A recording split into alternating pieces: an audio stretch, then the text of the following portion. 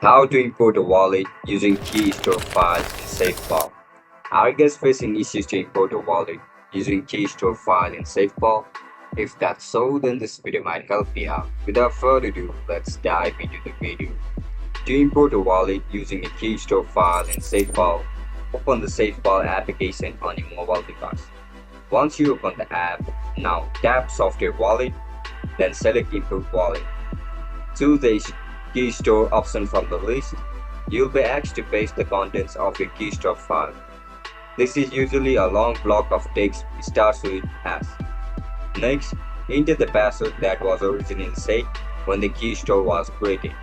After that, set a new wallet name and strong security password to protect your wallet in SafePal.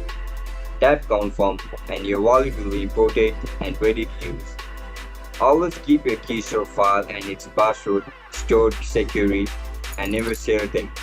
And if you are not sure how to complete any of these steps, make sure to check out our other videos in this channel for full guidance. And that's it guys.